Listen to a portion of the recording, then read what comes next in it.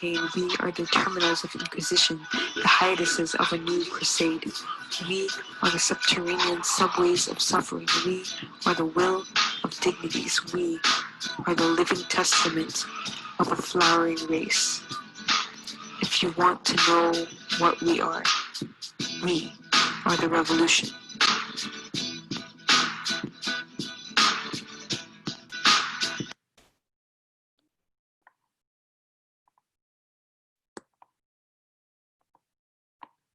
All right, so I guess we'll go ahead and get started. So welcome everybody. Thank you all for coming to this launch of our first ED series.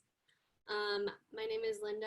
I use she, her, hers pronouns. I'm a part of the ILPS Secretariat and ARAK South COC. I guess just a little bit of housekeeping. Maybe just if y'all can rename yourselves with like pronouns and org. And then what else? Yeah, I guess I'll just go ahead and introduce ILPS and ARAK. So ILPS, for those who don't know, ILPS is a anti-imperialist ally organization with a bunch of orgs that are moving towards an anti-imperialist front. Yeah, and we decided to kind of do this ED series in like lieu of the events that have been happening recently. Before we had a movie event, but we decided to kind of switch it over to like an educational discussion kind of event to kind of like engage more of our membership and also to kind of just like help folks out in this time when so many things are happening and folks want to like sharpen their anti-imperialist analysis. And then I mentioned I'm also a part of ARAK, which is kind of like a Filipino youth organization, which is kind of like follows the kind of values of like ILPS. So we are also anti-imperialist and are also fighting towards national democracy and a socialist future. So without further ado, I'm going to pass it on to our speakers for today, which are Jada, Troy, and James, who will be delivering our educational discussion today. So yeah.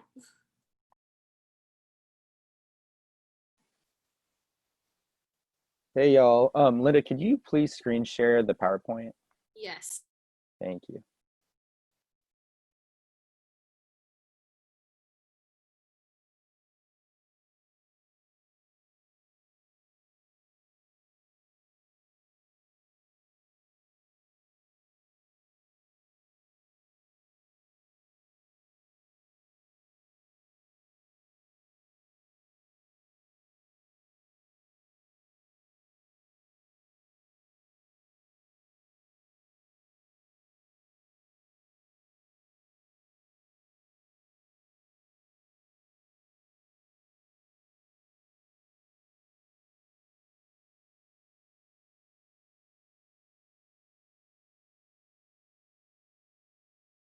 Sorry, y'all, it's still loading.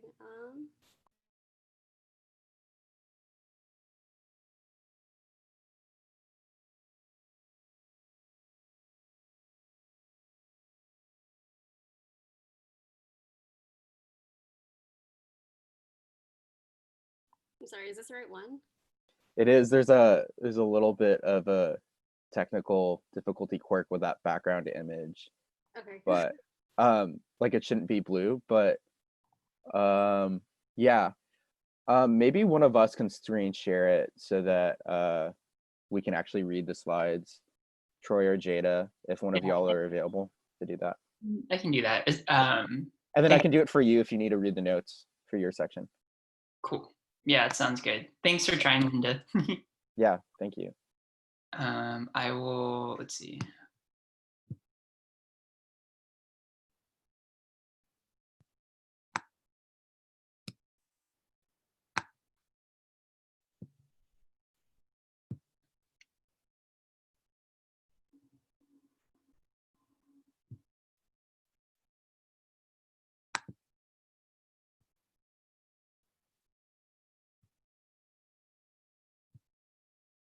Oh my gosh.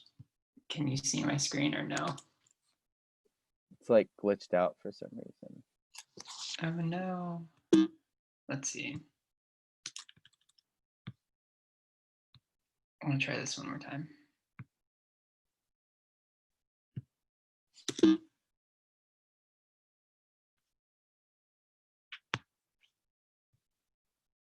Yeah.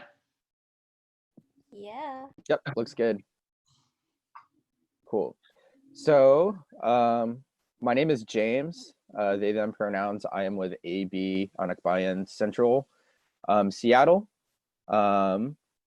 Today we'll be talking about ARAK, which is an acronym for a revolutionary activist course. This is a course that was developed by activists in the National Democratic Movement of the Philippines. Anakbayan is also of the National Democratic Line. We are the American affiliate of this movement in the Philippines. The National Democratic Movement seeks comprehensive social, economic, and political justice for the Philippines, especially for the landless peasants, urban and rural poor, indigenous people, and oppressed religious minorities, activists, workers, youth, and students. And our analysis is an anti-imperialist one, an anti-colonial one. And so, as you can see, we have a lot in common with ILPS. So we're happy to be doing this educational discussion today. Again, this was developed by some activists in the ND movement in the Philippines, the National Democratic Movement. It is a curriculum that lays out several of the fundamental tenets of revolutionary life and practice. This course applies Marxist, Leninist, Maoist thought to the particulars of the struggle for Philippine independence. Today, we are studying ARAK in order to strengthen our anti-imperialist analysis so we can better understand the importance of organization, study, and self-criticism in the long-term building of a united front against imperialism and fascism, both in the Philippines and internationally. So we not only want to study this course in the context of history, we also want to apply these skills and modes of analysis to current conditions in the United States, in the Philippines, and around the world, to the pro-people and anti-imperialist struggles that we stand in solidarity with. We should be thinking about these concepts within the context of the Black Lives Matter protests, our campaigns against Duterte and the terror law, and other campaigns being carried out by our ally organizations. So if we want to move on to the next slide, we can talk about the structure of this.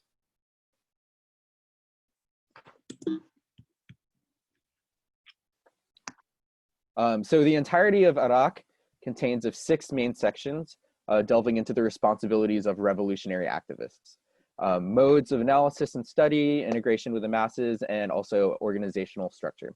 Today, we'll be limiting our discussion to just the first section of ARAK, which is also broken up into 6 sections. And this section is entitled Qualities of a Revolutionary. This section describes the attitudes that revolutionary activists should carry towards their work and their comrades in order to be as effective as possible with their activities. We'll be splitting the discussion today between these 3 facilitators, me, Jada, and Troy. We're each doing 2 sections, and we'd also like to encourage everyone to share your perspectives and thoughts too. We want to keep the discussion pretty open-ended, so please feel free to raise any questions that you might have in the chat. We can talk about them at the end of each section. Next slide, please. All right, so the first question that ARAK poses in its opening section is about the qualities of a revolutionary. It is this question: why is it important to remold ourselves as revolutionaries? If I could get a volunteer to read this slide, that would be really great. Does anybody want to?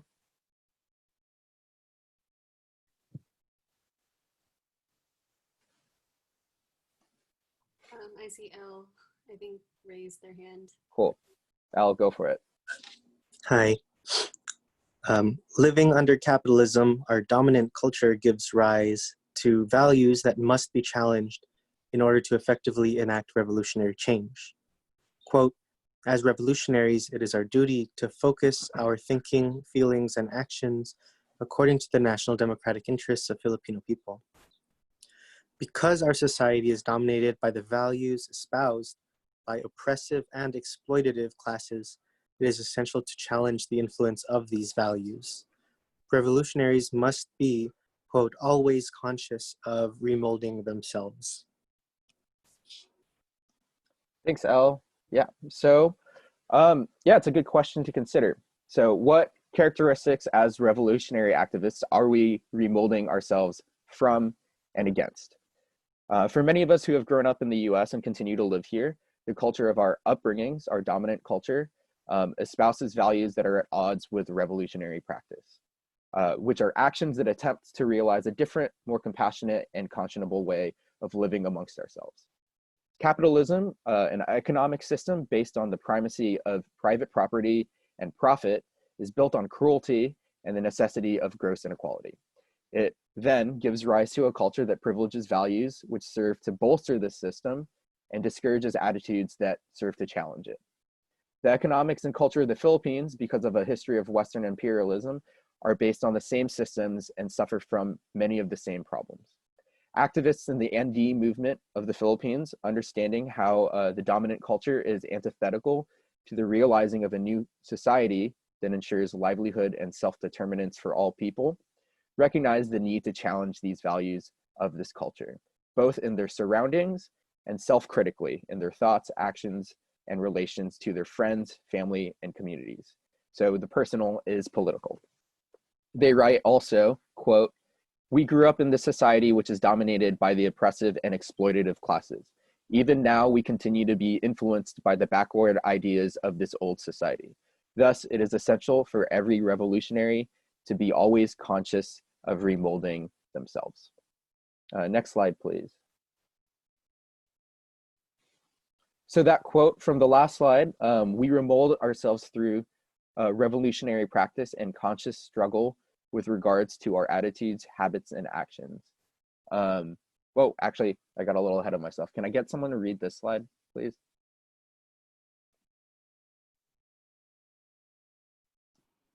I can read. Thanks. Go for it. Why is it important to remold ourselves as revolutionaries? Each of us carries within ourselves the ideas and habits prevalent in the old and decadent society. What attitudes arise under capitalism? Careerism, dog-eat-dog mentality, anti-communal individualism, political disengagement and indifference. These bourgeois values serve to maintain the status quo. We remold ourselves through revolutionary practice and conscious struggle with regards to our attitudes, habits, and actions. Cool, thank you. So yeah, that quote, I think speaks to how we are to challenge these ingrained views. And ARAK, it continues also that if we persevere in performing our duties for the revolution and remain vigilant against our own mistakes and weaknesses, we will surely temper ourselves in the storm of people's struggle against the oppressors. This way, we become more steadfast and effective in carrying out the revolution. So what does it mean to remold externally? Being critical of tendencies in line with capitalistic values that are around us and in our organizations and organizations that we associate with. This is very important. We should be struggling against the alienation from and apathy towards the political activity. And we should be struggling against alienation from community engagement. And we should also be studying revolutionary history and thought and studying the work of our contemporaries and allies and learning from one another. So what does it mean to be remolding ourselves internally? We should be examining our egos, accepting and encouraging criticism, prioritizing egalitarian organizational structures, and working collaboratively. There's going to be more on self-criticism in the later slides too. So next slide, please. Could I get someone else to read this one, please?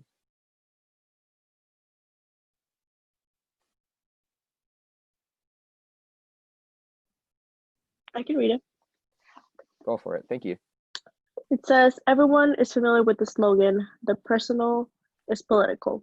Not only that, what we experience on a personal level has profound political implications, but that our interior lives, our emotional lives are very much informed by ideology.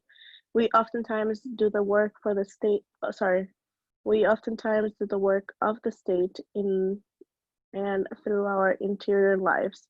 What we often assume belongs most intimately to ourselves and to our emotional life has been produced elsewhere and has been recruited to do the work of racism and repression. Yep. So I thought that this quote was relevant. In ARAK, they say, changing one's attitudes and habits is not accomplished in a matter of hours or days. It is a long, arduous, and often painful process. It also says that it requires that we wage continual struggle against every remaining influence of the old and corrupt society. And in this way, we improve our revolutionary work and strengthen our determination to advance the national democratic movement. So we should be asking ourselves constantly in the work that we do, what values does capitalism continue to instill in us? What are we remolding? How are we remolding it? And what kind of internal work and external work am I doing? And am I practicing what I preach? Next slide, please. Okay. If I could get someone else to just read these off. This is about conscious self-remolding, which is how we are able to develop the best qualities of being a revolutionary activist. I can read. Conscious self-remolding. 1, a serious, thorough, and enthusiastic style of work. 2, a readiness and courage to face sacrifices and death. 3, closeness with the masses in the spirit of serving them. 4, a warm feeling and readiness to unite with all comrades. 5, an open attitude towards criticism and the willingness to correct weaknesses and mistakes. Yep, pretty straightforward. Next slide, please. Thank you for reading.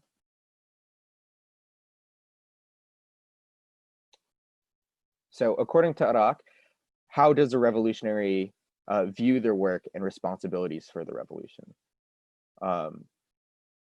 So if someone would like to read this one as well.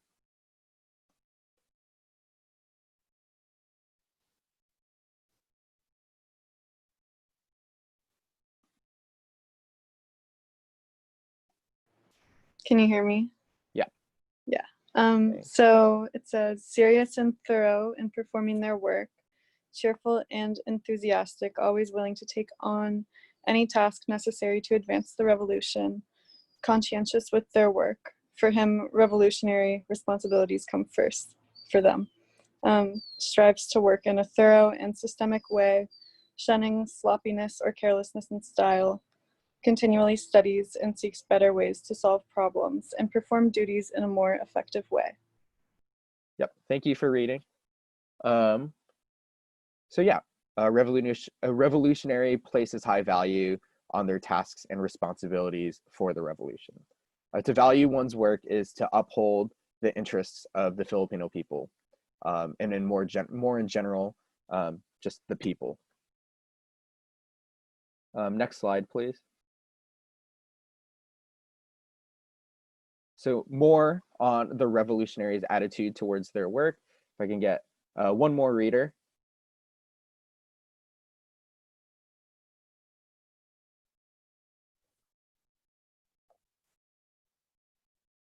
I can read this one. Cool, thank you. Viewpoint of the work, the revolution. Initiative is a mark of the revolutionary. What kind of attitude should a revolutionary have towards their work? Eagerness to work, an acceptance and understanding of the sacrifices involved, and militance and a fighting spirit. Every step brings us closer to the bright future. All right, thank you for reading.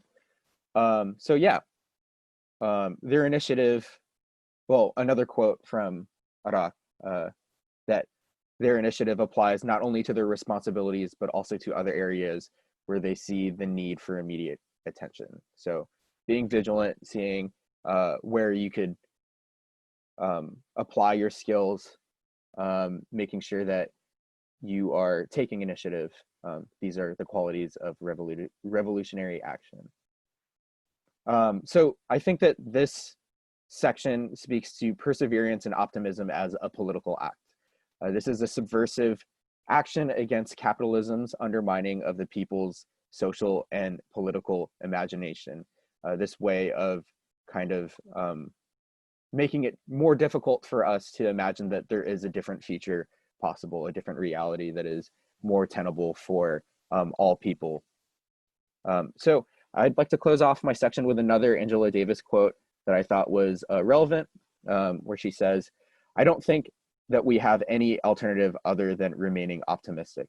Optimistic is an absolute necessity, even if it's only optimism of the will, as Gramsci said, and pessimism of the intellect."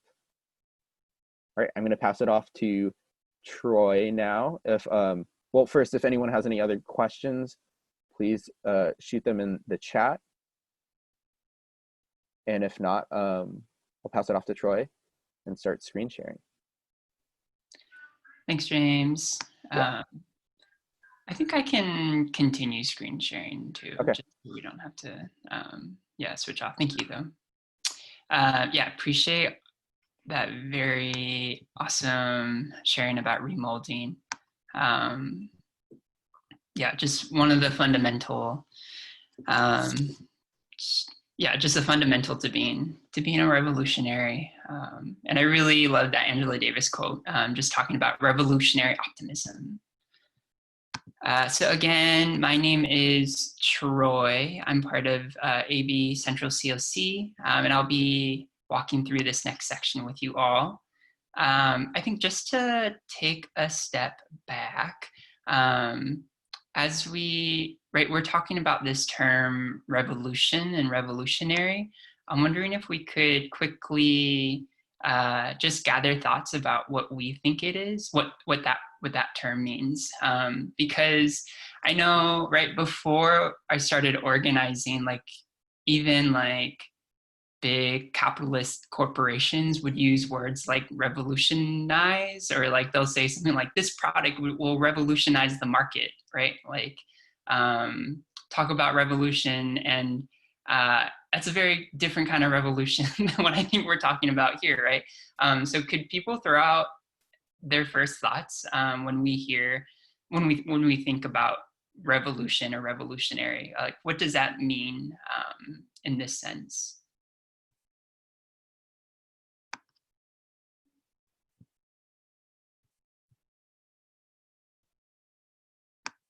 If you want to chat it, that's fine too. For the people, yes.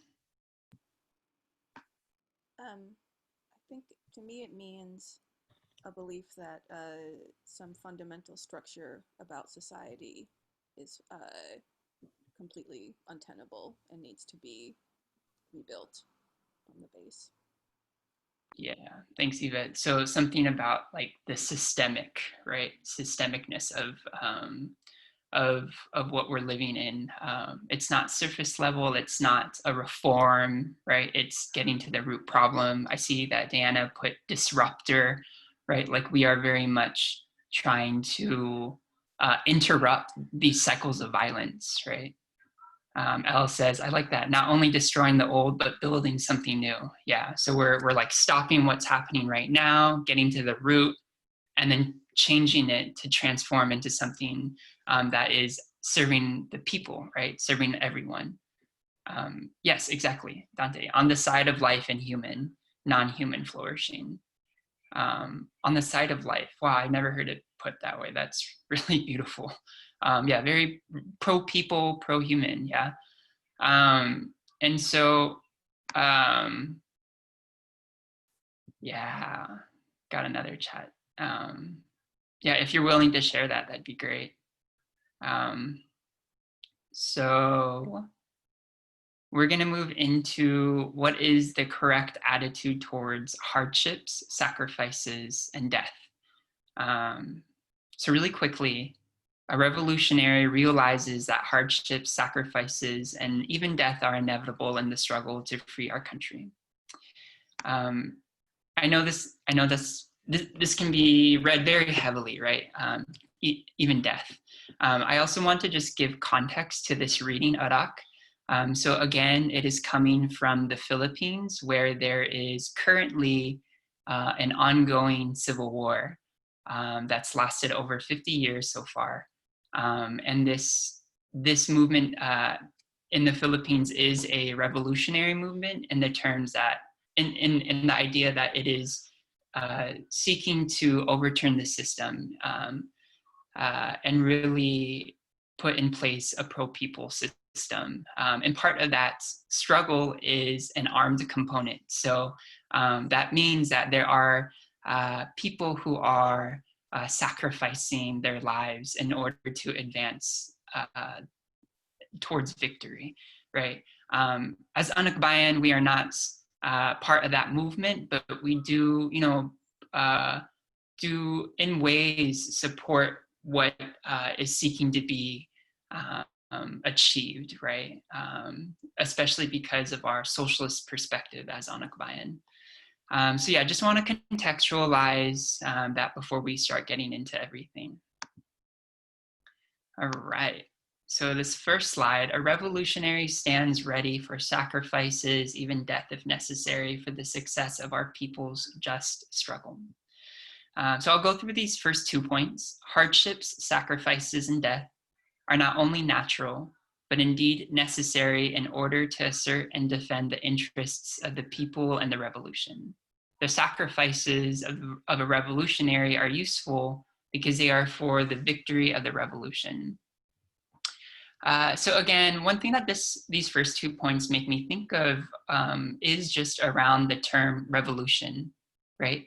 And so I like to read, and I've done some different readings, and one thing I've learned, or I've come to learn, is that one way revolutionary is defined by other previous historic revolutionaries is a revolutionary is someone who struggles to weaken or undermine imperialism, right? Our common enemy, all liberation struggles.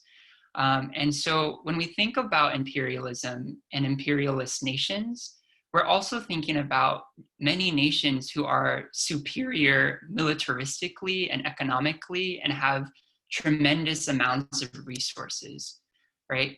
And so although that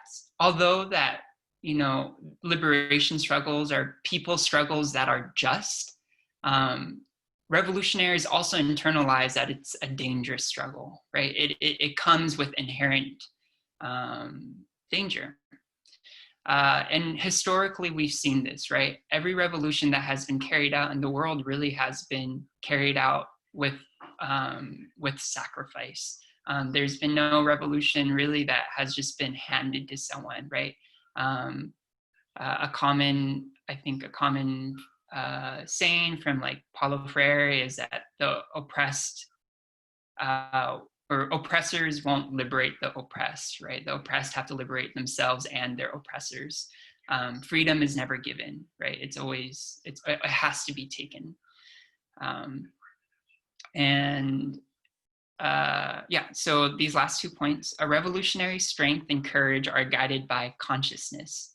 They are not afraid of sacrifice and avoids unnecessary danger and sacrifice. They constantly safeguard the lives and security of the masses, those of our comrades as well as their own. So although many revolutionary struggles are dangerous and revolutionaries are prepared to sacrifice, that doesn't mean that they rush into things carelessly because they're prepared, right, to die. They actually very much care for the lives and well-being of the massa. They care for the lives and the well-being of their comrades, of themselves. When we organize and struggle, we're doing it guided by our political consciousness. We are, doing it strategically, scientifically, materially, and not just for the sake of doing it because we are willing to give our lives. We give our life, or revolutionaries give their lives because they believe in the struggle. That said, the struggle is very much dependent on the people who make up the revolution. So one saying that I hear often when someone joins our movement is that whenever a new comrade, enters, they are giving a new breath to the movement itself, right? It's a new breath of life to the struggle. It's literally providing more life. And I've always found that to be so beautiful and so correct, right? We need as many people as possible. We need to build the broadest united front against imperialism as possible. And just as much so, when we lose a person, right, that is also a really big hit to the movement. One metaphor I've heard someone else say is that, the struggle against imperialism is as if a few people are trying to push a boulder up a mountain, right? Literally just pushing a boulder up the mountain. And whenever someone is lost, that is another person who is not anymore helping, or isn't helping anymore, and is gone. And the weight of the boulder falls on, just gets heavier. And it's really hard. So we want to really protect our comrades, our massa, in order to advance the struggle. Oh yeah, I think one last note I'll make. I want to really quickly just pay respects to a comrade that was actually lost just today. So the chief peace negotiator of the National Democratic Front of the Philippines, Ka Fidel, unfortunately passed away not too long ago, just like within the last 24 hours. He was 75, and he spent his life fighting for the liberation of the Philippines. And most recently, he's been living in exile in the Netherlands, and participating in peace negotiations between the revolutionary movement of the Philippines and the government of the Philippines. He passed, not COVID related, but definitely, he went today. And so just want to pay our respects to him as someone who's been really giving his whole life and dedication to the movement. And it's really, I think what really got me is that his family is requesting that his ashes be brought back to the Philippines. And I think it's really, powerful to know that that's the way he's coming home. It's, it's not through, freeing the Philippines, but he dedicated his life, and unfortunately didn't see victory in his lifetime, but we know that his contribution will eventually lead towards victory. So yes, rest in power, Ka Fidel. Oh my gosh, I'm so sorry. My work Slack is going off. I kind of didn't tell them I was gonna be here. Okay, what is the correct attitude towards massa? So when I say massa, I'm saying the masses. The masses are the decisive factor in accomplishing any revolutionary objective. It is through their inherent wisdom and strength that society moves forward. So yes, the change makers of society will be the masses. It won't be any one individual. It won't be any one leader. And it's going to take the effort of the people.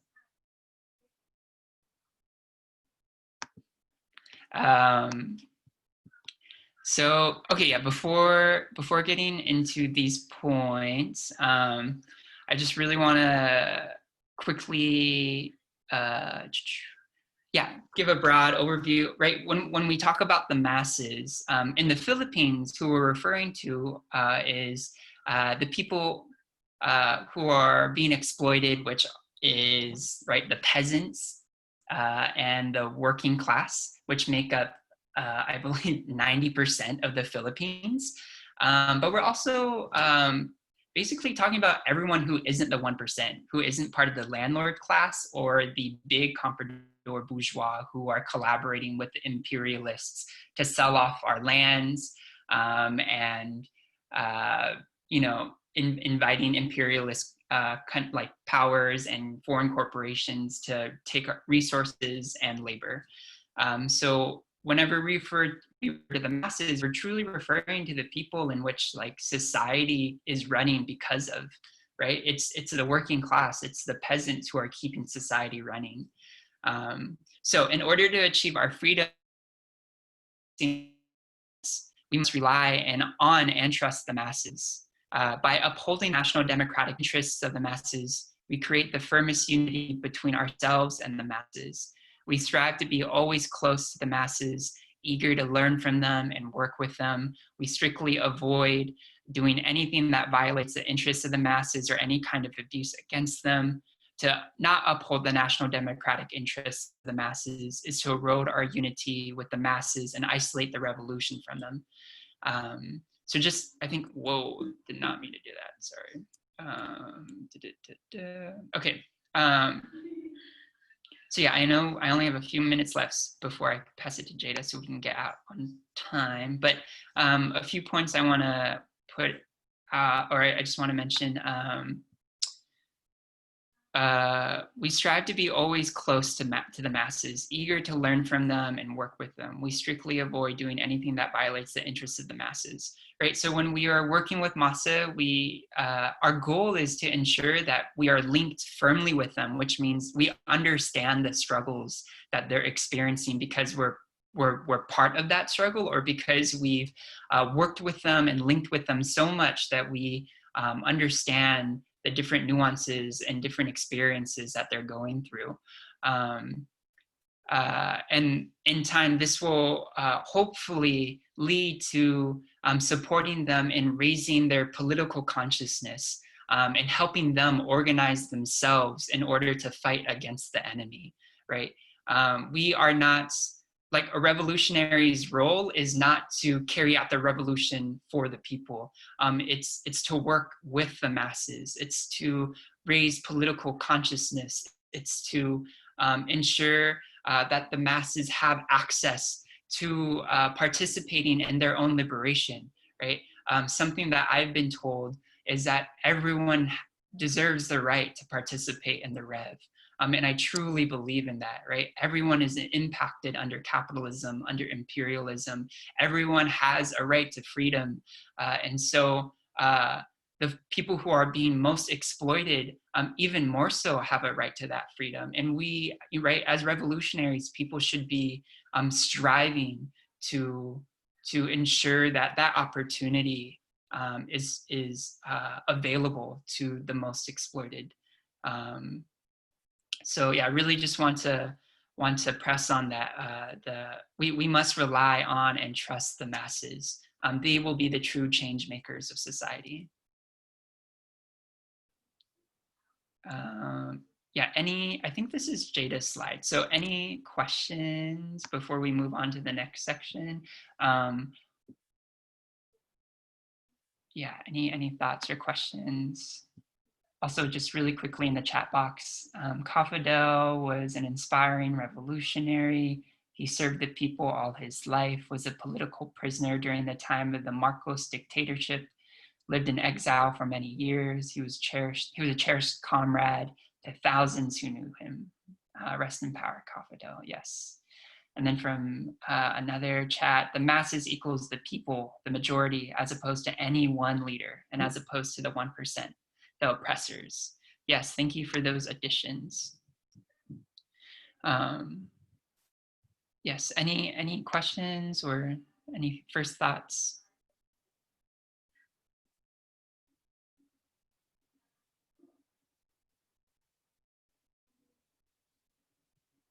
Okay.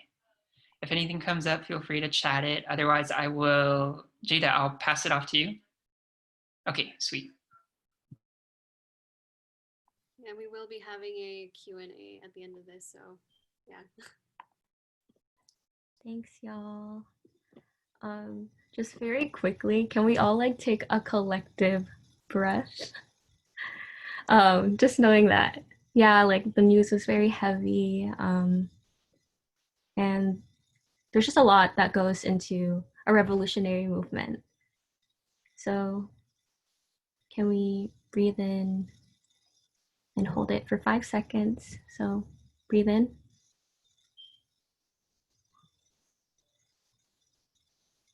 Breathe out.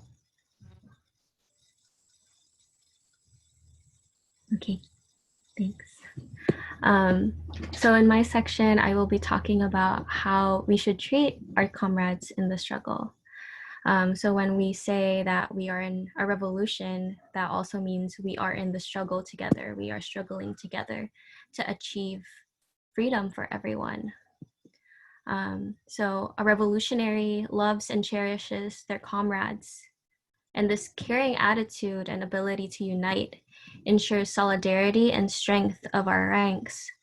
If we don't have unity within our collective, if we don't have unity with ourselves, then how will we make solid unity with the masses, right? So we should be good in uniting with all of our comrades.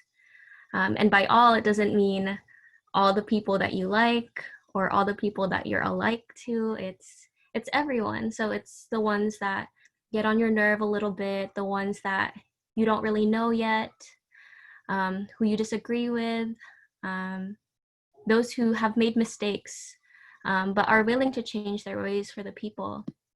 That's what we mean by all of our comrades. In dealing with our comrades, the important thing is to understand their situation, recognize their efforts, and help them to improve in the struggle. We should be thoughtful and caring for one another, and imbued with a sense of responsibility for the well-being of each comrade. It is our duty to help one another, not only with our problems related to our work, but also with our personal problems. And we'll see more of this in the next slide. Next slide, please. So it's this unity, the sense of unity that without unity, we wouldn't have a movement, we wouldn't have something to move towards. And so, yeah, that quote. The thing is to understand their situation, recognize their efforts, and help them to improve in the struggle. We have our part in making sure that our comrades, our kasamas, are doing their best to serve the masses, to remote themselves. It's a mutual effort. And yeah. Are there any thoughts, words that people think when they think of struggling with their comrade? Any experiences people would like to share?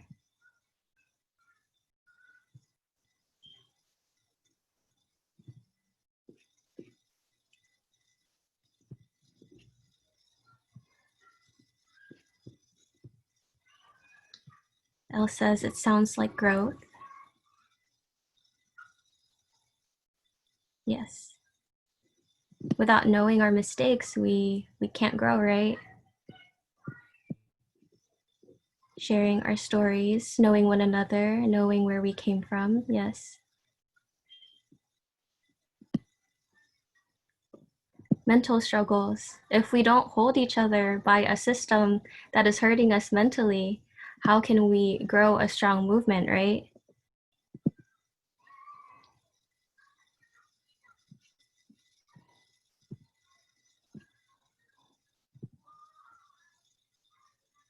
Okay, I'm gonna go to the next slide, please.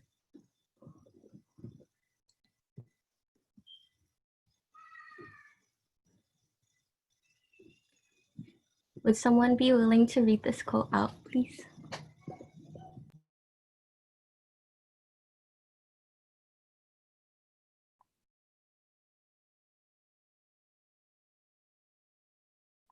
go ahead and read. If we have shortcomings, we are not afraid to have them pointed out and criticized, because anyone, no matter who, may point out our shortcomings. If he is right, we will correct them. If what he proposes will benefit the people, we will act upon it. Thank you for reading. So this quote is from Mao. We're switching over to sections because we were talking about growth. We were talking about like really pushing each other, treating our comrades with care, and the sense of collective unity. This Mao quote is more in particular to this practice we called criticism and self-criticism, or known as CSC. So it says here, we are not afraid to have them pointed out and criticized, because anyone, no matter who, may point out our shortcomings, whether it's a comrade, whether it's like a friend, a person on the street, like, I don't know, like somebody on the internet, right? We always should keep an open mind to what they're saying, where they're coming from. And if they are right, we will correct that action. We will correct ourselves. We will sharpen ourselves. And if what they propose will benefit the people, we will do it for the people, right? So next slide, please. So what is criticism and self-criticism? In ARAK, we talk about the correct attitude about CSC, but I don't think we could really go into that without knowing what it is first. And basically, it's this Marxist method that kind of ensures openness, honesty, responsibility, and accountability between comrades. It's done by encouraging principled discussion of one's shortcomings, and as that relates to the political work at hand. The criticism of comrades that have shortcomings is primarily for the benefit of the individual comrade. It should be seen as a way to help reflect shortcomings in a way that the comrade can use the information to improve themselves. And by addressing these individual shortcomings, only the collective can be benefited from it. It will only sharpen what's already there. So CSCs, they're not a place to like get quote unquote justice, or like to unload like what you have going on someone, but it's a place to help someone improve, and by someone, comrade, improve on their political work politically. It's done in a specific and timely and principled way that concludes with suggestions for addressing the particular shortcoming. And although it is difficult, a CSC is not meant to like hurt anyone emotionally, but it's supposed to make us individuals stronger, again, in for that unity of creating a stronger collective. So in the next slide, we'll have the guiding principles to CSC. Can someone read 1 through 5, please?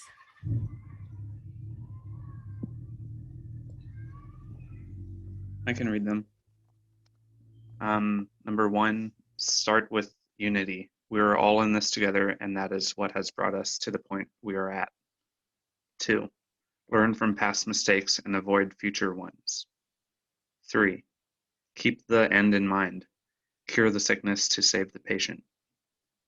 4, criticize the action, not the person. 5, be specific.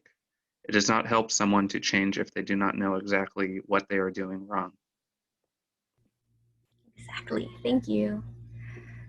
So yeah, I think one thing that I really appreciate about criticism and self-criticism, it's really rooted in that unity, in what we believe is for something bigger than ourselves.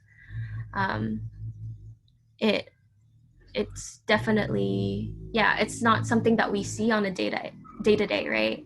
Like if somebody had upset you at work, but like just to keep the peace, you don't say anything, or so that you don't cause conflict, you don't say anything. Like that's so normal in our culture. But with criticism and self-criticism with our comrades, if there's a conflict, we have to bring it to the table, or else it won't be addressed, right? We will have like little divergence, or is that the word? It's like little like mini side roads to get to the end of our destination. So yeah, learning from past mistakes to avoid future ones. We're all bound to make mistakes. We're not perfect people, we are people. So CSCs are really that opportunity to improve ourselves and our comrades and rely on each other when we have our shortcomings. This quote of curing the sickness to save the patient, keeping the end in mind.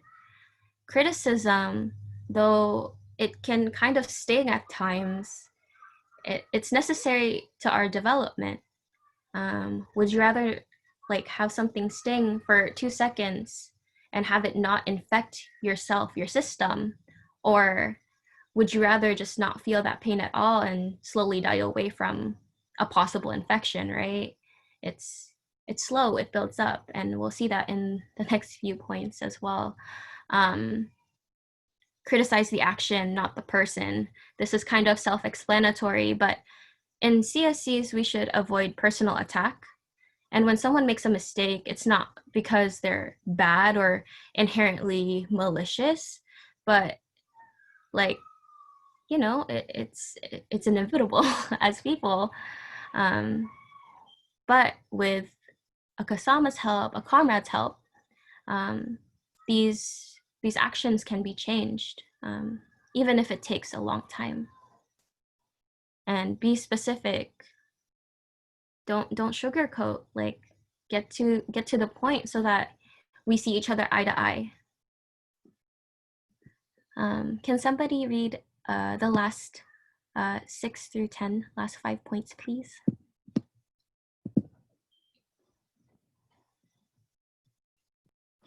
I can. Be timely. It takes longer to address shortcomings once they have built up. Be principled. No one is perfect. No one is above self-criticism. Be humble. CSC is not a time to be boastful or aggressive towards comrades. And unity, criticism, unity. Yes, thank you. So with this section, with being timely, it takes longer to address shortcomings once they have all built up. It's kind of like, yeah, with the slow infection that I was mentioning earlier. But there's a quote that goes, "Dust will accumulate if a room is not cleaned regularly. Our faces will get dirty if they are not washed regularly. Our comrades' minds and work may also collect dust and also need sweeping and washing." So really just, you know, it doesn't have to be like a big conversation. It can just be brought onto the spot. And it's civil. It's this common understanding between comrades so that you know, we don't have quote unquote work that has collected dust that needs sweeping for us to understand what we're doing. 7, it says be principled. But what does that mean? What does it mean to be principled?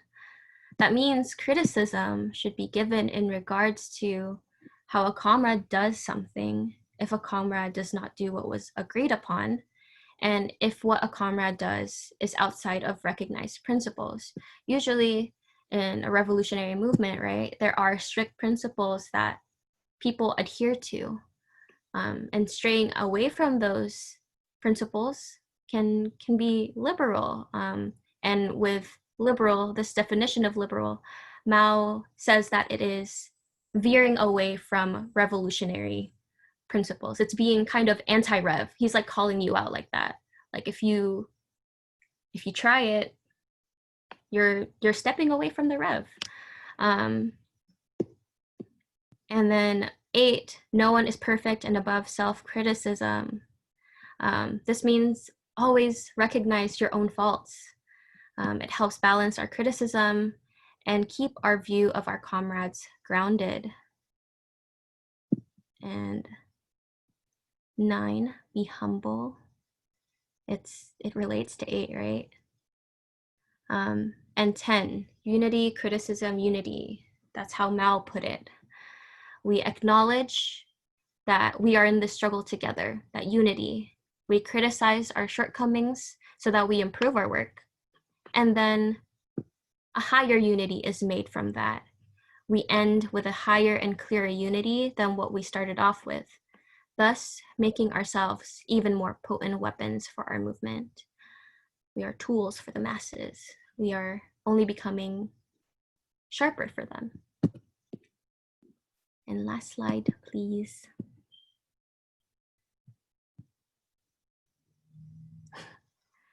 Can somebody read the left side, please, of the slide?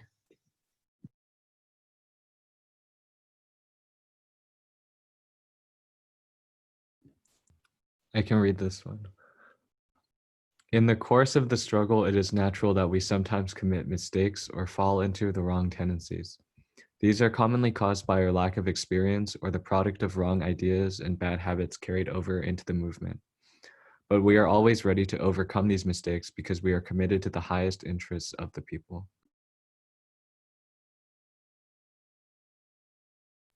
Yes, thank you. That paragraph pretty much just summarizes why we do CSCs. So this slide talks about the correct attitudes or attitude towards CSCs.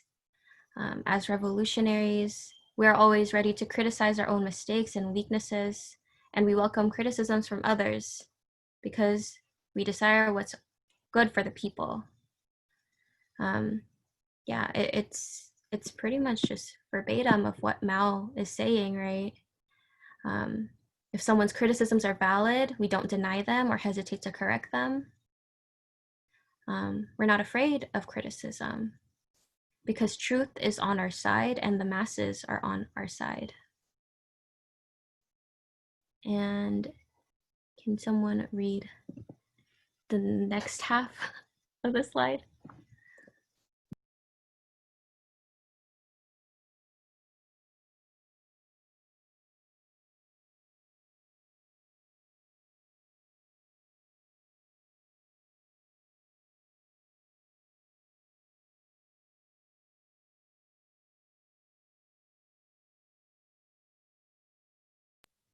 Okay, it's okay. Oh. Through criticism and self-criticism, we learn from our past mistakes and are able to avoid them in the future. We should undertake criticism and self-criticism on a regular basis. In this way, we are able to constantly examine our actions, improve our work, strengthen our unity, and maintain our close ties to the masses.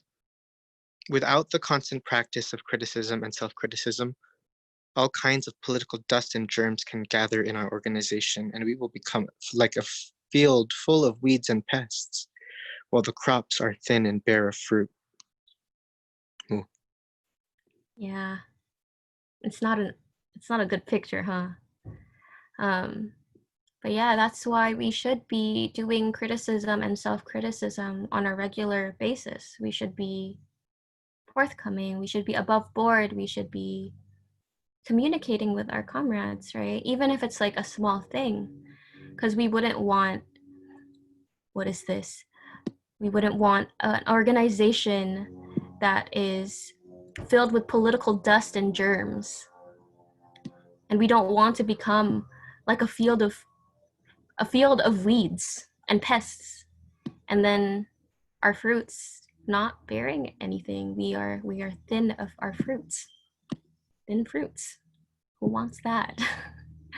But yeah, it's really essential for ensuring unity between our kasamas, our comrades, maintaining healthy democratic style in our organizations, and it increases our fighting capacity. Through criticism and self-criticism, we learn from our past mistakes to be able to avoid them in the future. So yeah, that's pretty much it for my section and this ED. I think all of it really ties in together when we think about what a revolutionary encompasses. It's somebody for the masses, united with their comrades, optimistic about the future, ready to sacrifice all for the masses, something bigger than themselves, somebody above board, ready to crit, sharpen ourselves. So yeah, does anybody have any questions, comments, stories they want to share? Little poetic lines or like, I don't know, ideas. Reactions. Yeah, reactions. Yeah, we are going a little bit over time, but we are going to take, I guess, just a few minutes to open up the room to any questions or comments or any discussions. Yeah, again, thank you, Jada, Troy, and James for facilitating this, really sharp ED, especially during this time when so many things are happening during this time, and we have to really, sharpen our analysis in order to successfully form that unity, here in the US, and especially when there's so much going on in the Philippines too. It's good to kind of just like keep those unities together and also evolve those so that, that information doesn't get lost. Especially I've seen in a lot of actions here in Seattle where a lot of information in those unities do get kind of convoluted and confused and have led to, unsuccessful outcomes, unfortunately. So yeah, really glad that we are able to share this really fruitful information. So yeah. Yeah, I see Elle posted on the chat saying, I'm wondering how folks see these practices in their organizing or see it as valuable for them to address existing problems. Yeah. I guess maybe Jada, Troy, or James, do you have any thoughts on that comment that Elle made?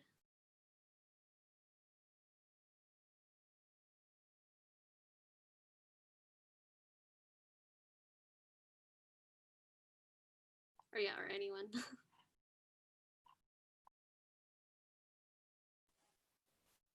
I think that one thing that I've seen a lot with the uprisings that have been happening recently with folks in Anakbayan is this this concern for each other's like mental health and stuff and checking in with one another. And I think that comes from the way that we have built collective life through the movement, and the way that we like have interacted with each other, yeah, over my time. And I think that speaks to some of the points in this discussion about attitudes towards revolution, that kind of enthusiasm, and attitudes towards your comrades. I think that, to me, is an example of that coming to fruition, like that, making sure that everyone's okay. And it's something that I think can be missed in less organized participations in actions, where like you go home and it can be a lot harder to struggle with say like the trauma of state sanctioned violence when you don't have folks checking in on you, and that's something that I've really appreciated. So yeah. Yeah, I totally agree. And then being, that we're still in COVID times and like people are still trying to, cope with having to stay isolated at times. And even before all these uprisings have been happening, trying to like work around having to organize while in isolation. And that too has been definitely like an obstacle for folks to kind of just like, you know, come up with those unities while being physically separate from each other, you know, that also can create, yeah, a lot of muddle up discourse in some ways. Yeah. Any other thoughts from other folks?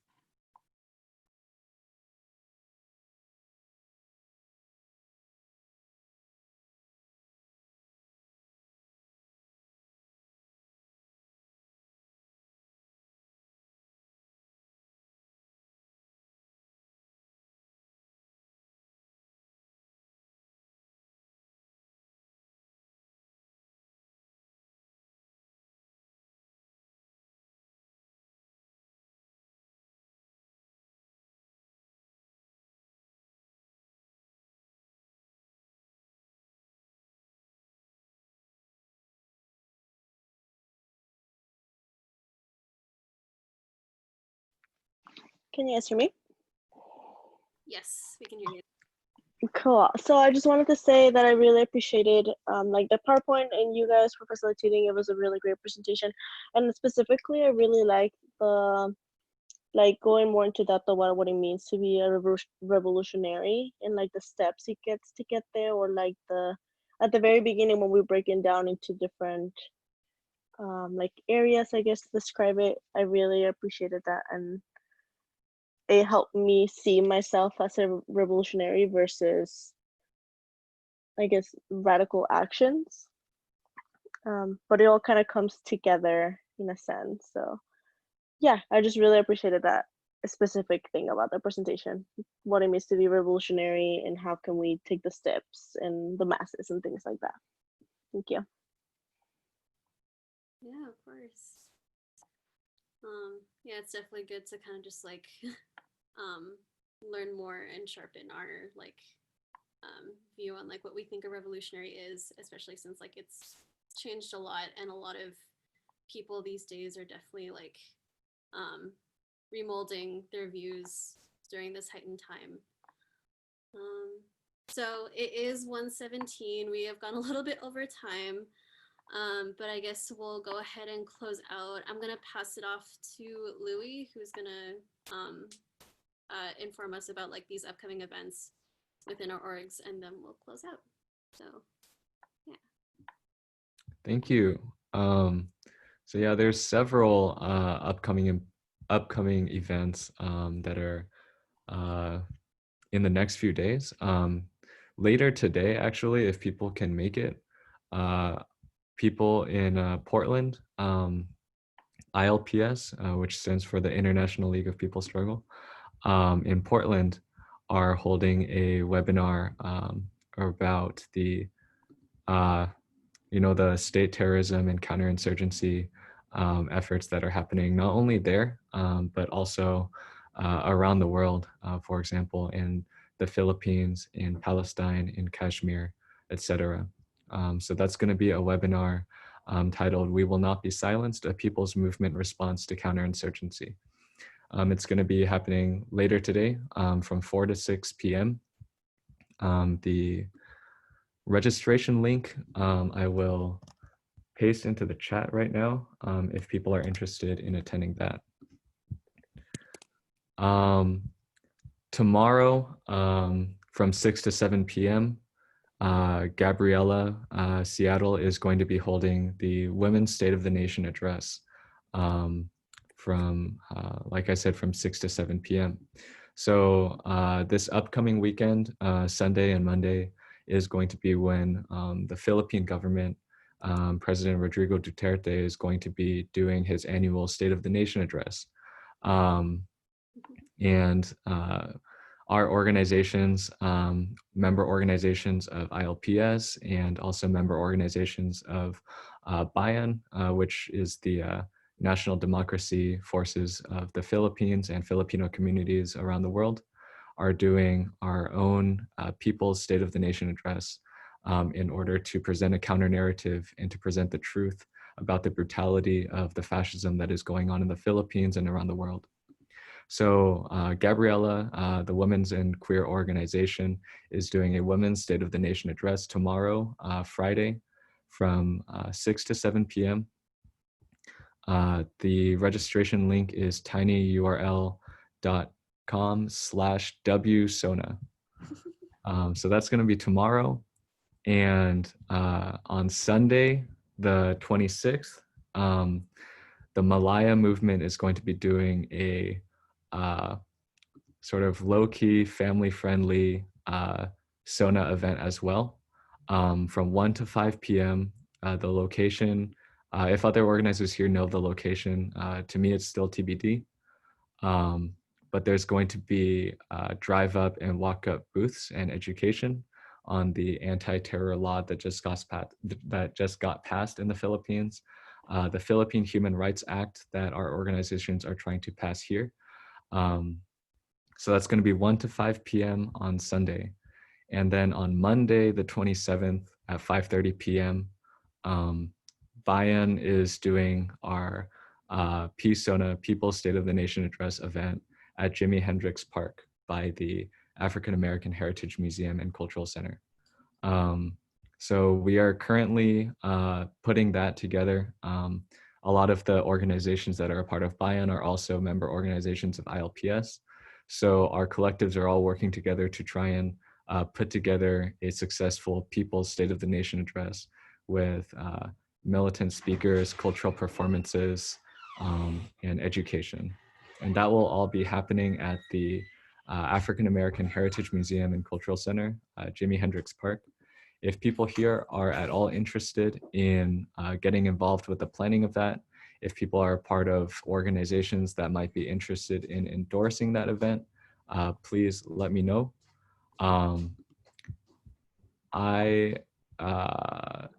The Women's State of the Nation address is 6 to 7 p.m. tomorrow, July 24th. But the Bayan's People's State of the Nation address on Monday, the 27th, is going to be from 5:30 p.m. to 7:30 p.m. People can hit up myself or James or Troy. If people want to get involved in the planning, there's a number of different committees ranging from the program committee, if you're interested in providing a speaker or doing a cultural performance or helping out with the logistics, to a security committee and other types of on-site volunteer groups, if you're willing to volunteer for on-site roles, to outreach committee, etc. So please get in touch with us if you're interested in helping out. That event is something that we have been building up to for some time. And there's also, if people are interested in going over to the East Side or supporting or sending over to other friends, one of our allied organizations, Individual Wenatchee, has sent us the information for a series of marches in support of farm workers and farm workers' rights. These are going to be taking place in multiple cities between Monday and Friday of this upcoming week. And I will put that Facebook information in the chat right here. And we can make sure to upload all of these events and info to our Instagram and Facebook as well, in case folks didn't catch all the dates and times. They'll all be published on our social media. That is it for upcoming events. Linda, would you like to close us out? Yes, thank you, Louis. We have a request from Jada to take a group photo, if we can. Yeah. So, see if we can stop sharing. Maybe we can have the.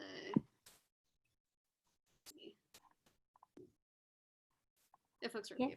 Okay.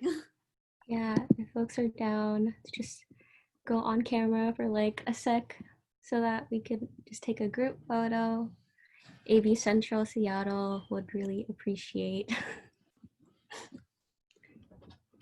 So yeah. Ooh.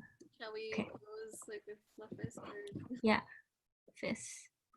You choose if you want to smile or not. I'll take the photo. So 3, 2, 1.